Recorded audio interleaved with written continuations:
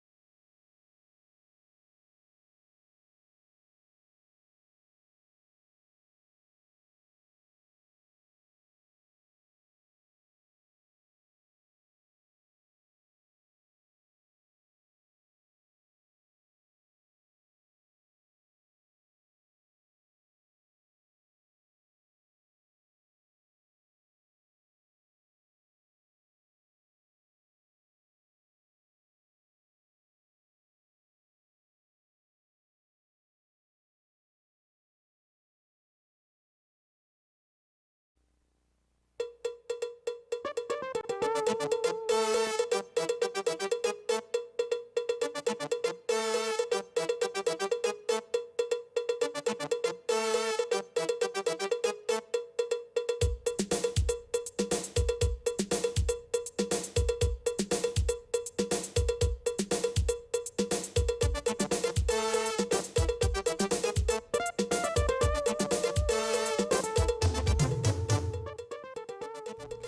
evening. Welcome to News 5 Live for Monday, November 11th. I am Marlene Cuellar. Late this evening, bailiffs rolled into City Hall's compound on the George Price Highway, where the council's heavy equipment are kept, to crowfoot its assets. Candice Miller reportedly filed an execution of judgment only 14 days after the Supreme Court Justice Courtney Abel ruled in her favor in her lawsuit against the Belize City Council. The former city administrator sued the council for wrongful termination and was awarded some $378,000 in damages. Last week, Mayor Bernard Wagner told News 5 that the council unanimously voted to appeal Abel's ruling, which was handed down on October 4th, more than a month ago. Appeals are to be filed 21 business days from the day of the perfecting of the judgment. The council today fired off a press release entitled, "Candice Miller Crowfoots the City Assets." SICO is alleging that Miller is selling them to use the proceeds as judgment payment. The council also says that Miller's decision is discourteous and detrimental to the public. The council is working with its legal advisors to file a stay of execution forthwith. Miller was terminated from City Hall when there was a change at City Hall and Mayor Wagner and his team took over. The mayor countersued on the basis that she was negligent on her duties, but the judge found otherwise. The life of Lee Bambino Lopez was cut short on Sunday night in Ladyville, Belize District. Lee was hanging out with 3 persons he knew on the street in front of his house.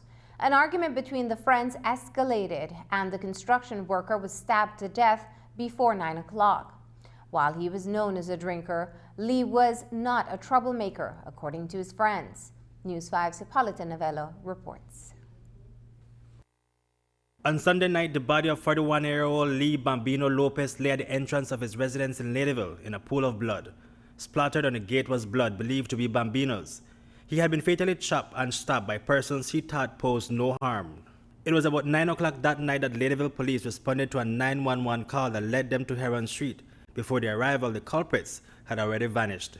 Bambino's longtime friend, Sebastian Hamilton, says after hearing of his friend's death, he hurried to the scene. One lady passed by and he tell me, "Sebastian, Bambino died." And I left home and I come see, because I lived at the corner over the next side. And I come see, when I come here, I see a lot of blood. I stand up over there and the man me dead right here. After that, police come.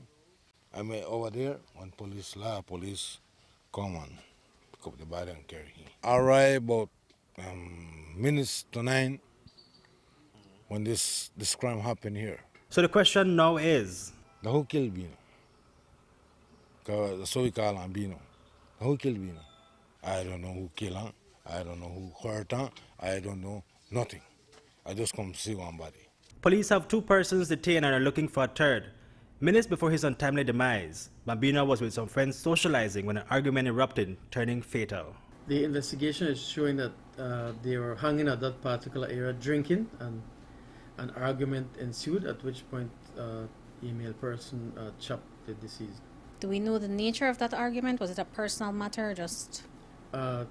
They were discussing some matter, and that is where the incident originated from. Sir, so the perpetrator and the victim were drinking together, those 2 men? That is the information we have. They were drinking. Bambino was a known drinker in the village. Residents would frequently bid him the time of the day while he stood at the corner of the street. Hamilton says he doesn't know Bambino to be a troublemaker. So you not tell he had any issue and no beef, no quarrel with anybody recently? No. I don't know what. He is a person, when he drink, he mind the barrio, he say, right? He now, I don't know where the barrio. Listen, he mind the barrio. he stand up at the corner and everybody pass. Yeah, Bino. Straight cholo. I don't know where that cholo neither. Right? He stand up right there at the corner, like one capital K. He drunk. Yeah, Bino. Yeah, cholo. Yeah, Bino. Yeah, cholo.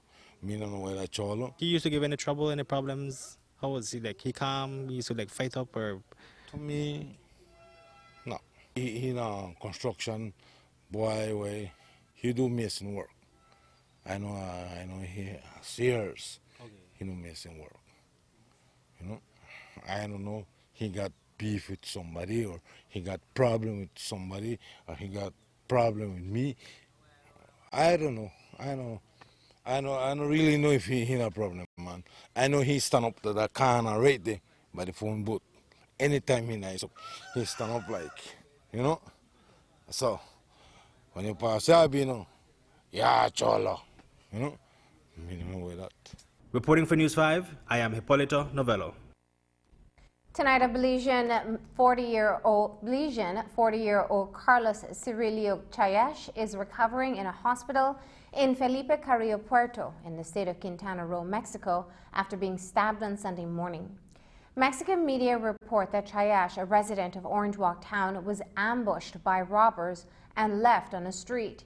He sustained a gash to his neck, and Red Cross personnel reportedly found a knife still stuck in his chest. He was taken to the hospital for treatment. News 5 contacted the family, but they stated that they preferred not to comment on the matter. They did confirm, though, that Chayash is in a stable condition. News of the incident shocked many in Orange Walk town, where Chayash is well known. We learned he was especially popular as an employee at a local grocery store in town. He worked there for over 10 years, but had resigned only about 2 weeks ago. We understand he left to Mexico seeking new opportunities. It is still unclear what happened to Chayash, but as he recovers, many of his friends are wishing him a speedy recovery. One of them, who also worked with him, says Chayash is known for his kind and friendly demeanor. I recently have like an year and a half getting to work with him and knowing him, and Carlos was a nice person. He was very outgoing and was a very nice person. It was a people person. He had good PR with customers, and he was very nice. And it hurt us to hear what happened with him yesterday. We really was shocked as a staff and customers as well, coming in to us every minute, every whole day, like what happened and this and that. It's really sad to hear what happened to him. When we finally heard that no, he wasn't dead, and that he is in the hospital, hospitalized, and that he is stable, then you got like feel a lot better. Yes, really. For more than 10 years, he's working here. So he was well known by the Orange Walk community who came around here. Yes, he was well known. He was well known here. He was well known. You can even see it on Facebook. Everybody was commenting about it, and people are coming to us, and they're calling you and asking you, Well, I just hope that he come along and get a speedy recovery, and we have him back here at home again, and that everything come out just well, and thank God that everything is okay and that nothing went farther than beyond. In the city, 4 persons, including a 19-year-old female, were shot and injured over the weekend. Gunshots rang out on Friday night on Neil Penn Road, where Lamar Lamb and Daniel Lopez were injured when they came under fire from a gunman. Then on Saturday night, Alric Smith and Alidia Murray were targeted in the Port Loyola area. The shootings remain under investigation, and News 5's Isani Caetano reports. 4 persons were injured in Belize City over the weekend in unrelated shooting incidents. On Friday night, 22-year-old Lamar Lam and 21-year-old Daniel Lopez were in front of a residence on Neil Penn Road when they came under gunfire by someone who followed them to that address. At the time, around 7 o'clock, we were watching the TV, but only the gunshot make we come out and witness the shooting, right? And when Lamar gets shot, Lamar was sitting right on the sidewalk, and when he gets shot, he run behind my house, and jump the fence so that he could go help, right? Well, while Daniel me come in, the white vehicle, me ride behind him, and the vehicle going and stop down the street, and the young man come out of the vehicle, and the man start to fire shot. As many as 5 shots were fired in their direction, injuring both Lam and Lopez. On Friday, the 8th day of November 2019, police responded to a shooting incident on Niels Pen Road, where a report was received that 2 persons had been shot. They visited the KHMH, where they found Lamar Lam and Daniel Lopez with gunshot injuries. They were admitted to the KHMH in stable condition. Investigation revealed that they were hanging out when a person came and fired shots at them. According to Lam's foster mother, who asked to remain anonymous, the incident was frightening, particularly since Lam, a father of 2, is an easygoing individual. That was so sad for hear that. To see that the young man they get shot at this neighborhood, because this neighborhood no have the incident thing like that, right? So all about justice will come out for this, because me in Lamar, they're not somebody trouble somebody. Lamar, they're a cool guy. If then people even have them beef out there, make sure they catch and correct somebody, not innocent people. Elsewhere in Belize City on Saturday night, 33-year-old Alric Smith and 19-year-old Alidia Murray were also targeted by a lone gunman in the Port Loyola neighborhood. On Saturday, the 9th day of November 2019, around 7:30 p.m., police responded to a shooting incident on Carl Thompson Street, Belize City. Information was received that Alric Smith and Alida Murray arrived at the KHMH with gunshot injuries. Investigation revealed that they were on Carl Thompson Street heading to a car when a male person came and fired several shots at them. They were treated at the KHMH and thereafter released. Police are investigating both incidents and are yet to establish motives for the respective shootings. Reporting for News 5, I am Isani Cayetano. Coming up, a Ladyville man is seriously injured after colliding into a trailer carrying a house on the highway.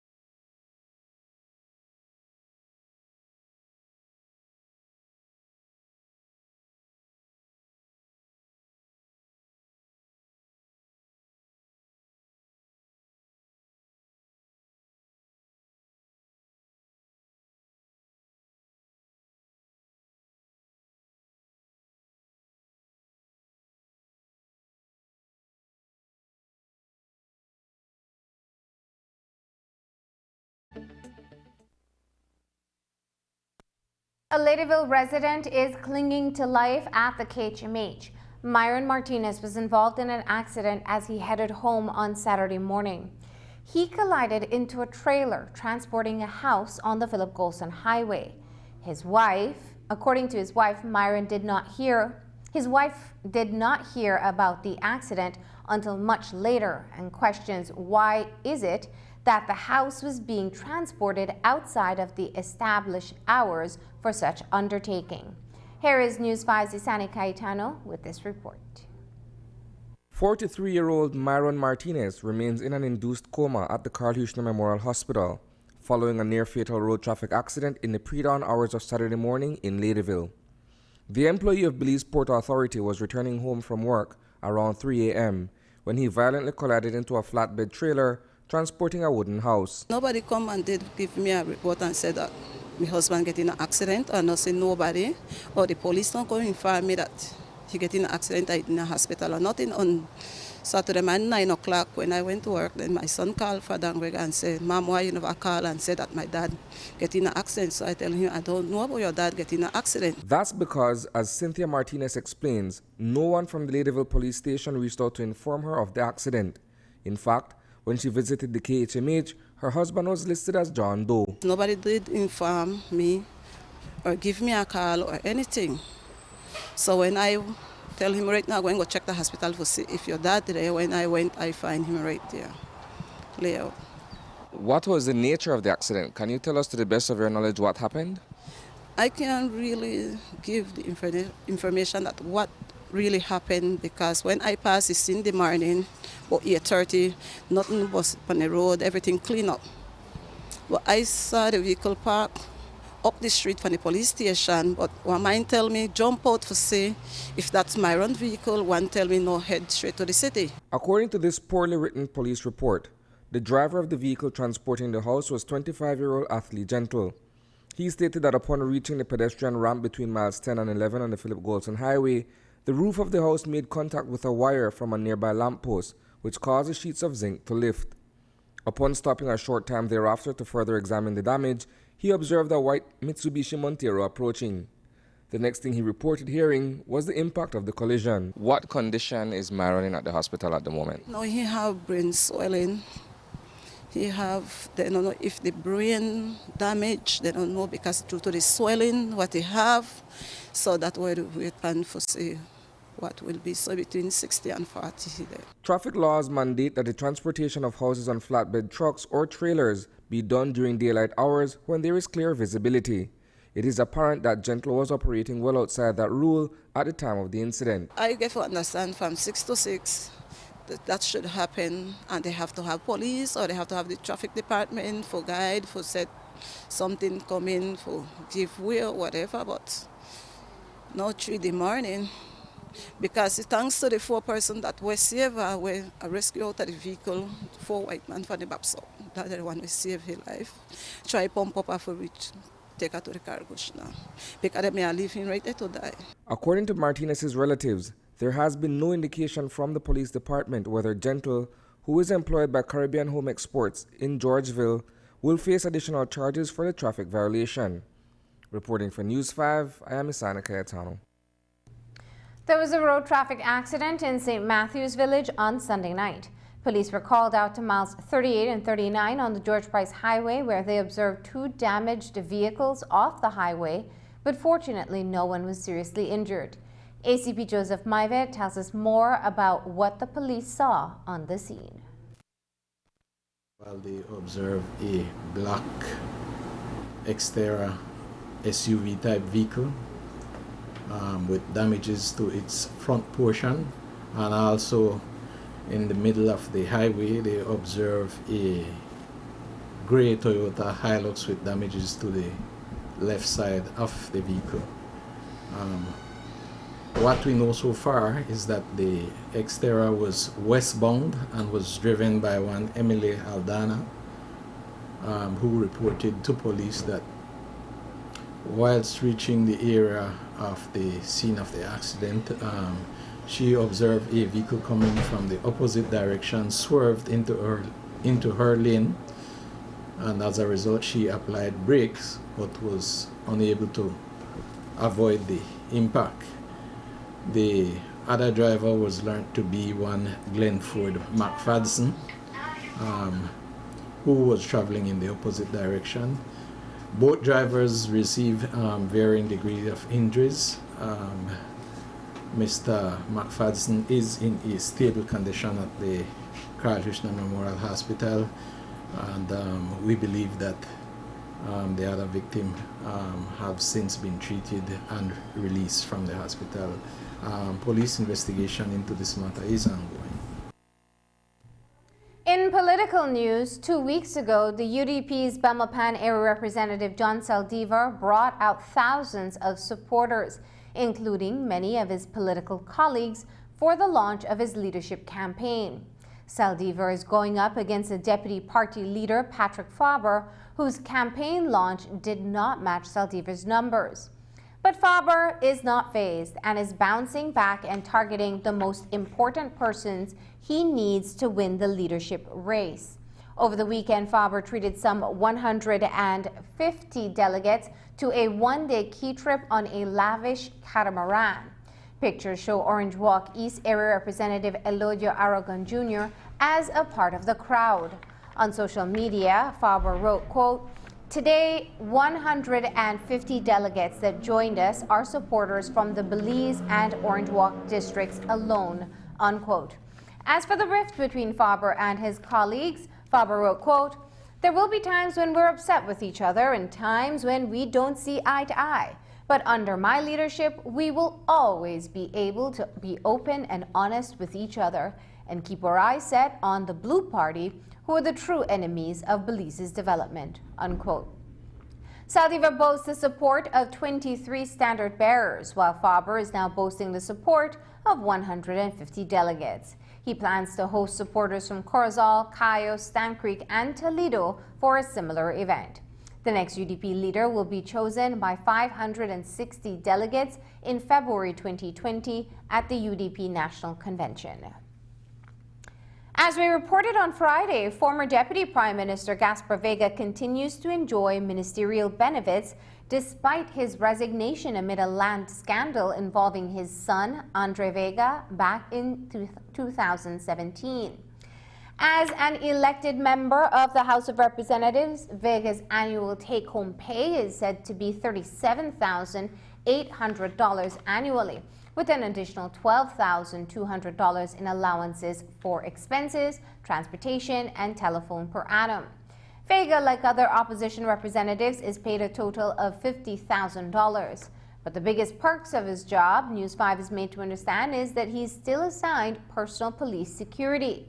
We've since learned that the police constables report to duty daily on a shift system at Vega's residence on Clark Street in Orange Walk Town.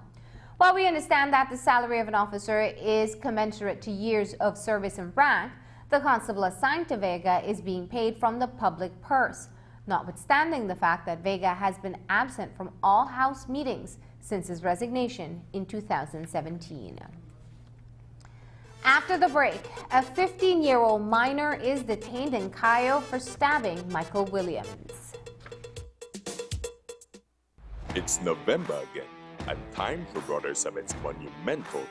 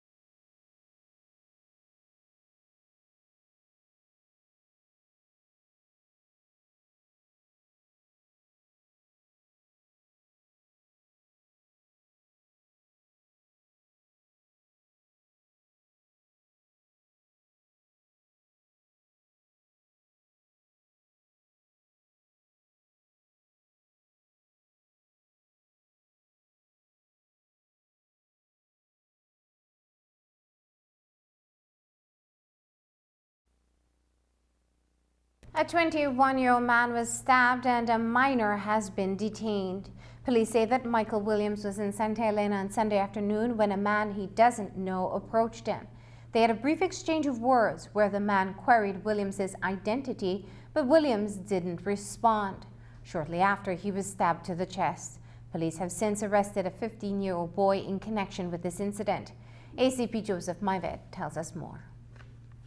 He reported to the police that whilst he was at a restaurant buying food in Santa Elena town, he was approached by a male person unknown to him who uttered certain words to him and later took out a knife and inflicted those injuries before making good his escape.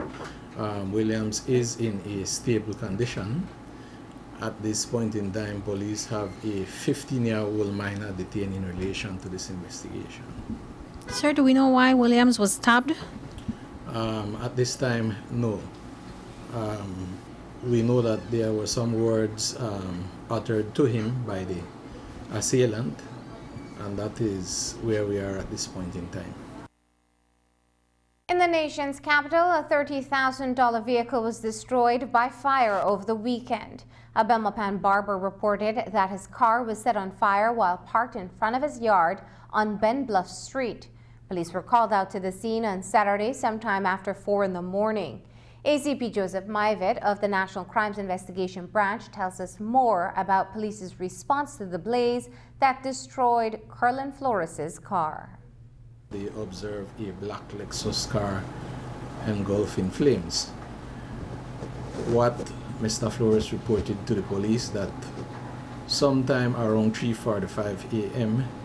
he was alerted by his neighbors that his vehicle, which was parked in front of his yard, was on fire, and as a result he got up and came out and then later called the police and the fire department.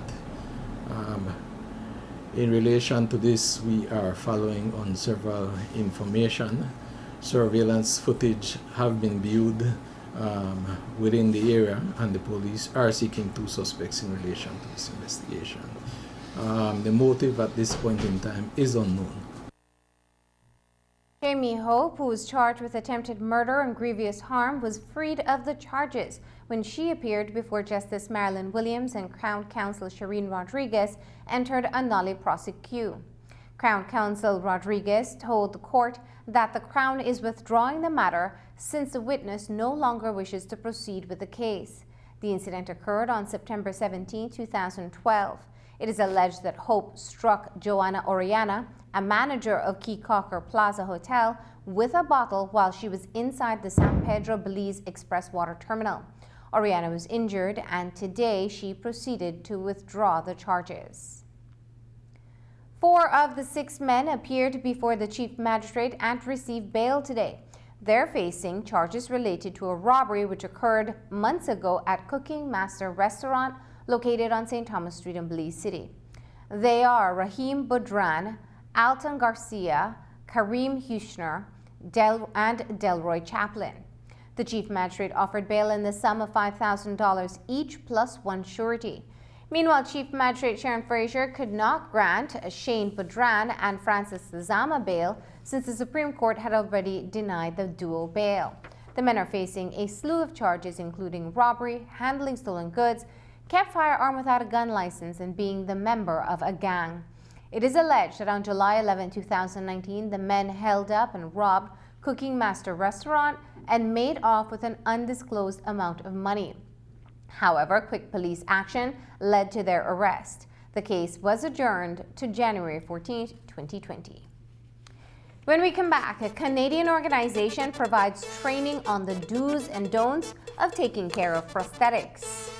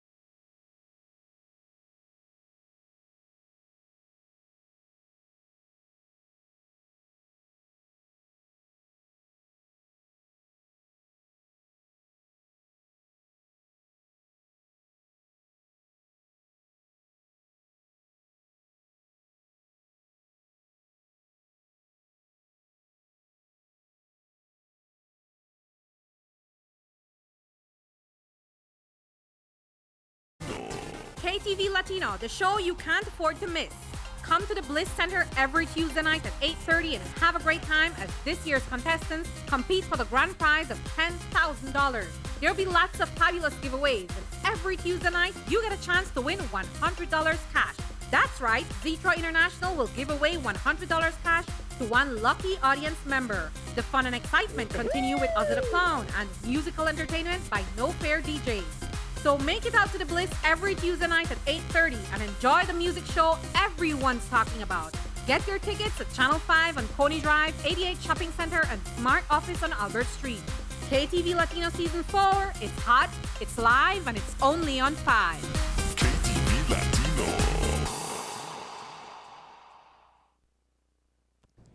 Team Canada Healing Hands is back in Belize. The organization is working along with the Belize Assembly for Persons with Diverse Abilities to train persons on how to take care of a prosthetic device, a much-needed area of medical care for Belizeans who rely on prosthesis to carry on their normal lives.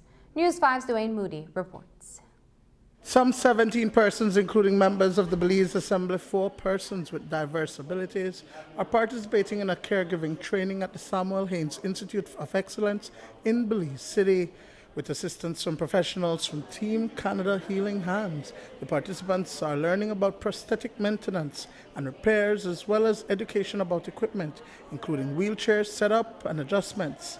It is a much-needed level of care, says BABDA VP Stephen Miles. The caregivers training is about fixing wheelchairs, knowing how to use a prosthetic leg and to fix it if you need to. Also, we have different organizations that came to learn about these things. Huh? So it's a good thing, and I think the people from Canada is good people. So they are teaching us something very good so we can go ahead. If we see somebody with a prosthetic leg and needs to be fixed, we can always help them and fix it for them. We need a lot more people in our department, in our organization, so we could care for more people, because we have a lot of elderly people with diabetes and they are losing their limbs. Some people are young that losing their limbs to motorcycle accident or different accident. No, so the more people come aboard, the better for us. Team Canada Healing Hands is a charity organization that started back in 2002, traveling to Haiti to provide care. It readily spread to other parts of the region and began its mission to Belize back in 2012. It missed some years of coming to Belize, but the team headed by Ruth Duggan is back in the jewel.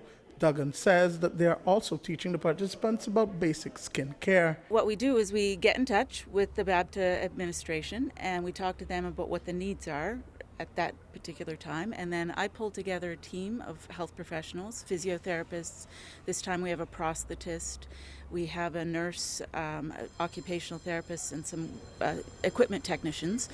And we come, and this particular time we were asked to do some training for equipment maintenance, prosthetic maintenance and care, and then we just add on some other things that are also helpful, like skin care, because when you're sitting in a wheelchair or using a prosthesis, you also have risk of breakdown of your skin, which can lead to other complications. So we're looking at the big picture. The training is a great opportunity, says BABDA member Noel Young. He uses a prosthetic leg, but is also studying to take over Belize Prosthetic Hope International based in Orange Walk. Young believes that the training teaches him how to be more sociable and work with others who are in his situation. Right now, what I'm doing is going for my associate's degree in prosthetic and orthotics to eventually take over the position at BHI in Orange Walk. And what this does for me is help me to be more sociable with people, and also it teach me the basics in terms of like taking care of the skin and other stuff that I'm not able to learn because I don't have the time. Dwayne Moody for News 5.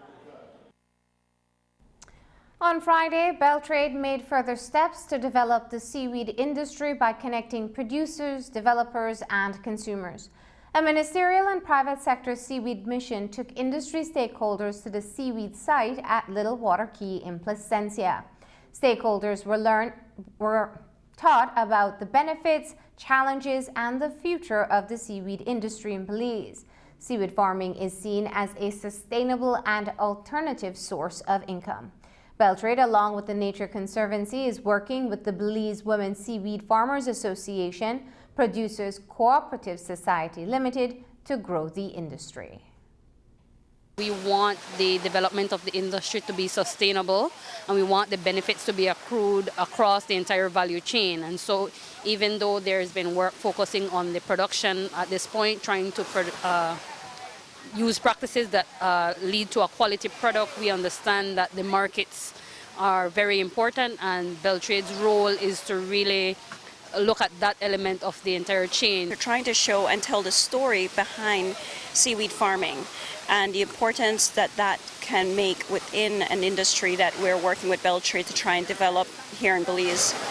And so a big part of that is to understand where the seaweed is coming from, the importance of the seaweed, not just to the economy of the Belize and also, for the culture, but also for the environment. We're basically looking for a supplementary livelihood so that we can uplift ourselves and our communities.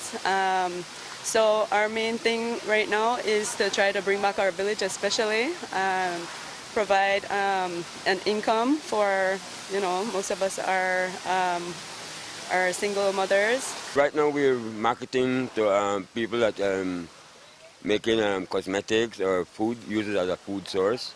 And right now we have a female group that are going to be doing some processing and value-added products. So those are going to be our main customers.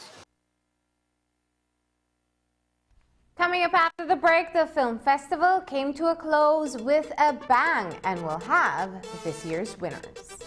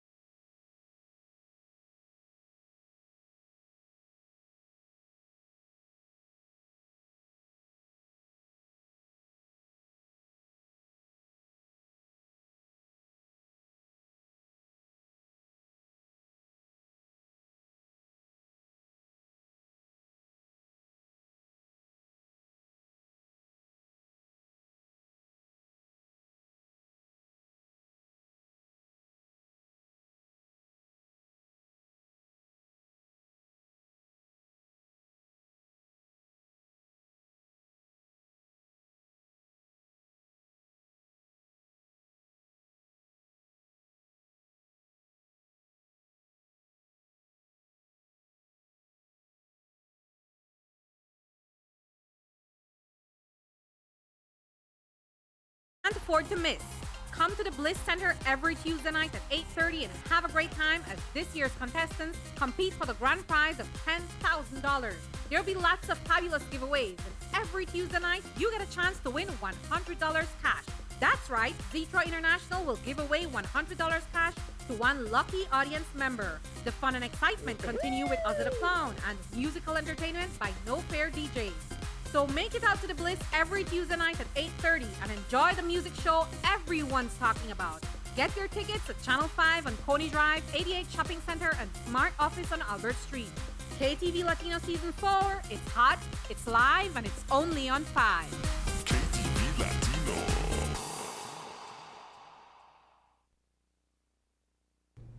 The Belize Tourism Industry Association has teamed up with the Embassy of Mexico for a 3-day advanced culinary training at the IT Vet in Belize City. The training is the first of a series of training sessions that will take place following the signing of a memorandum of understanding between Mexico and the BTIA. Specialized trainers from the Training Institute of Quintana Roo are conducting the sessions to train 25 chefs from across the country drawn from popular restaurants, resorts, and private island resorts. BTIA Executive Director John Burgess says that the training meets one of the many demands of its members. They provide all the training in all the different areas for properties, all the properties in the Riviera Maya, from Cancun down to Bacalar and Caleritas and so on. So we know the level of service that Mexico provides. We know the history with tourism. So we thought them as a logical, practical partner for us to have. So what we're having today is this week actually is a 20 hours advanced culinary training. We have a certified trainer. He's going to basically be covering two key things that he wants to do. He wants to do some molecular structures and techniques. That is, and then he's going to be looking at plating. How do you present your final dish? You know that lately there's a lot of different styles, different techniques that have been shown. So he's just going to show you. But the main focus is that he's going to be showing techniques, and then he wants you to learn how to give it your own identity. Every chef has their own creativity, their own style. So he wants to be able to provide them with the tools so that they can develop those styles. On Sunday, the 14th edition of the Belize International Film Festival closed with the announcement of the winners of this year's festival. There were a total of 7 categories for which submissions were made. Among the winners were The Sweet Taste of Salted Bread and Undies for Best Feature Narrative. Bacoso, Afrobeats of Cuba, got Best Feature Documentary. Meanwhile, My Father Belize and Tekwani and the Duende both tied for first place in the Best Belizean Short Film category. The Best Music Video was Raise My Voice by Nicole Craig featuring Ashley Craig. Here are some highlights of the winners. We want to present the Branded Entertainment Award. An award going to a brand that has created a story that celebrates timeless narratives connected with the brand. And the award goes to Bellican's Macaw. Chicken Bowl, it's so peaceful. The scarlet macaws, they feel so free here. For this small of time I'm here, I believe it's just amazing. Tonight, the winner of the Feature Narrative Award goes to The Sweet Taste of Salted Bread and Undies, Pan de Salawal from the Philippines. See now.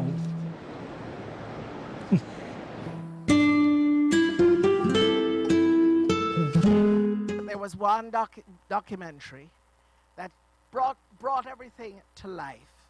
It was lively from beginning to end. The name of the documentary was Bacosa, Afrobeats of Cuba.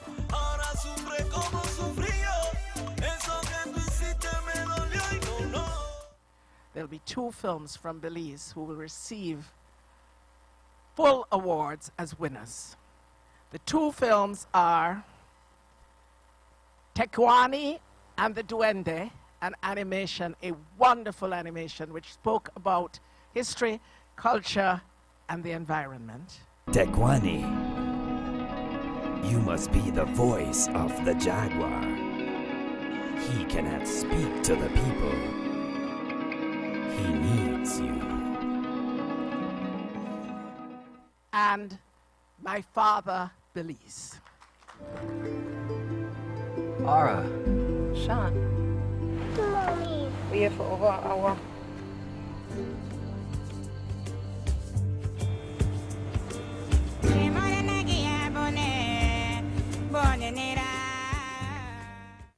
When I seen this one, and it was a winner, this little kid imagining himself going to the moon. And when you're everything starts with a dream. And the winner that we have to give this up to is a feature called Flight. How far is the moon again? Just 384,400 kilometers.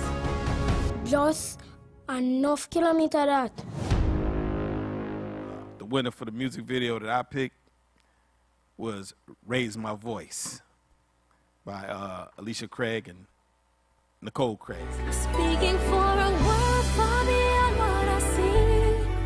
Everything can change, that's all up to me. Don't wanna forget, I wanna know.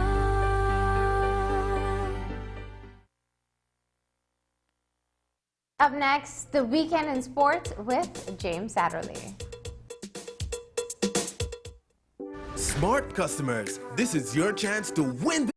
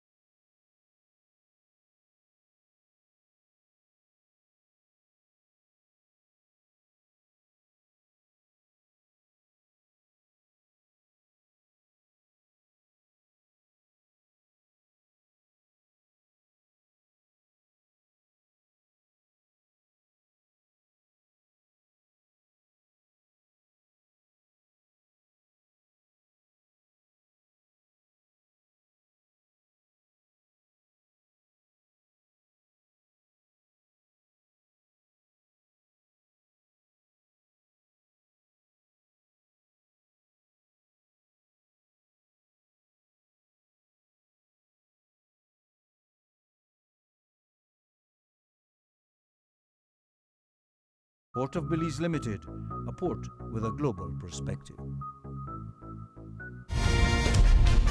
Sports Monday is brought to you by the Belize Bank. Our country, your bank.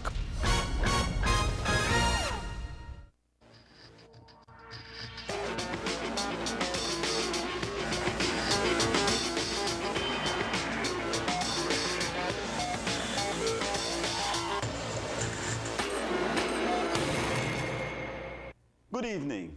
I'm James Satterley. Welcome to Sports Monday.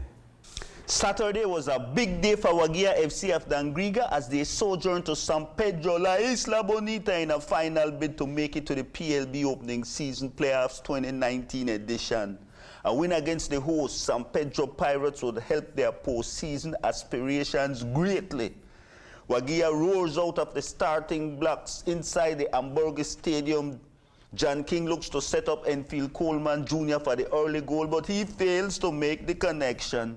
20 minutes in, Wagia's John King floats the set piece into the danger zone, and Luis Dominguez makes full head contact to give the visitors a 1-0 lead. It's more Wagia on the hunt. Sean Carles triggers this set piece at goal, but it just doesn't dip in time. Enfield Coleman Jr. then sends this corner kick. Keep your eyes to the right side as Azrael Sutherland physically denies Luis Dominguez, and the referee rules for the penalty. John King gets the call to deliver a clinical left foot finish, propelling Wagia FC to a 2-0 lead at the 31st minute of this ball game. The Pirates fight back at the 43rd minute. Jesse Smith delivers this lethal left foot corner kick with precision to Facundo Garnier, whose header slices the Wagia lead in half. We're early into the resumption of play when Elroy Creeling tries to find John King. King and a Pirates defender compete for the possession. King is unaware of the proximity of the fence. He crashes hard, but would return to the contest a few minutes later. It's more Wagia when this corner kick bounces to Ralph Flores, who bicycles for the shot but doesn't make enough contact. We're into extra times with Wagia still up 2-1 when Ricky Ricketts and Henry Vivas battle for the possession. Both hit the ground. The referee rules penalty. We didn't have a close-up, so we can't say for sure. Oscar Palmino could be the hero as he faces Facundo Garnier. Garnier wins the battle as San Pedro Pirates forces the 2-2 draw in regulation time. Wagia would have made the playoffs because Verdes burned Altitude FC in a 1-0 blast Saturday night, but that's now history.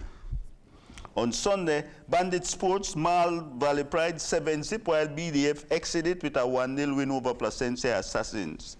Looking to the playoffs, Verdes with 33 points is the #1 seed. Bandits finished with 28, San Pedro 23, and Altitude 21. Verdes will open the playoffs against Altitude FC, while the Bandit Sports and San Pedro Pirates will battle it out. That's a biggie.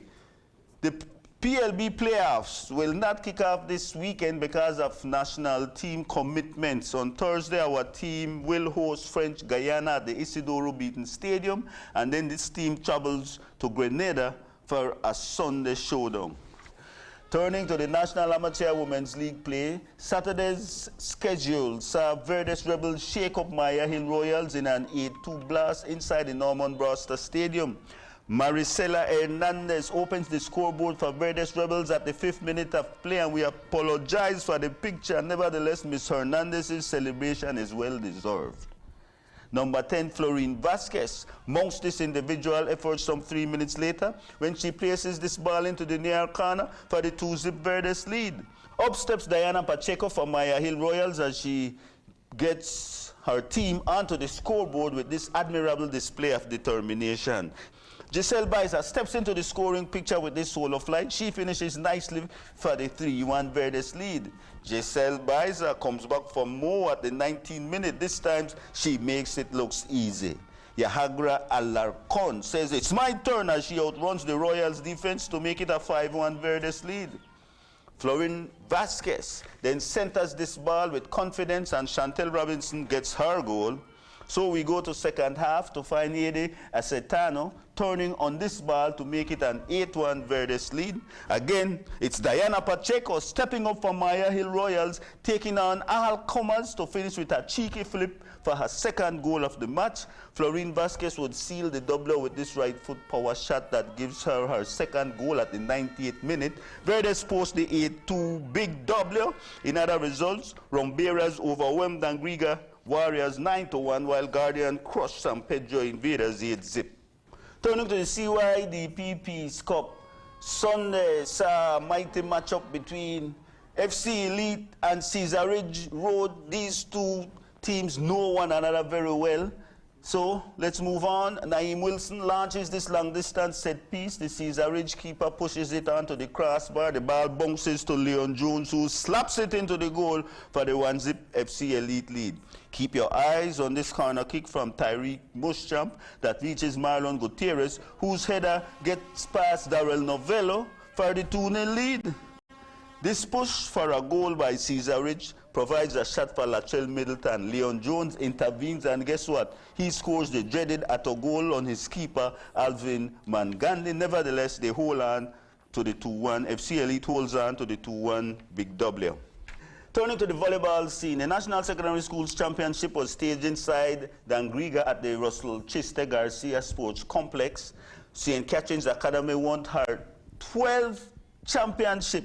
I say 12, by defeating Belmopan Comprehensive School 3-0 in the sets, 26-24, 25-19, 25-13.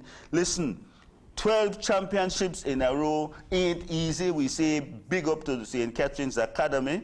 MVP, of course, came from St. Catherine's Academy in the person of Fatima Ramirez. We say congratulations, girls. Julian Chotek girls finished in 3rd place. We say better luck next time.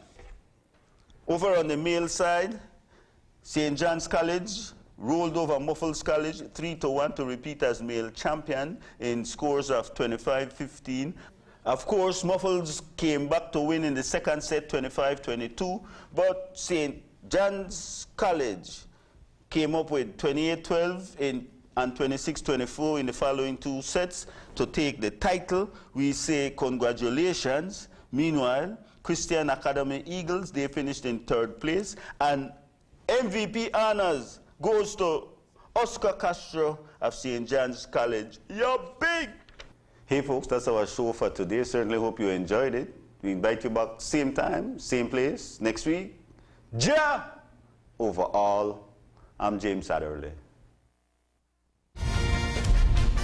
Sports Monday was brought to you by the Belize Bank.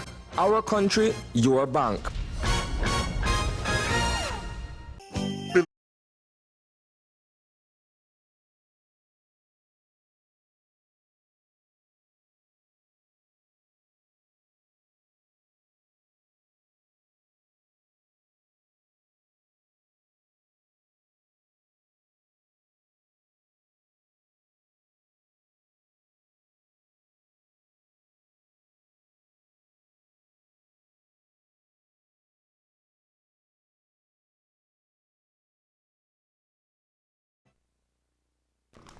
And that's the news. Don't forget that tonight's broadcast is available in both text and streaming video at channel5belize.com.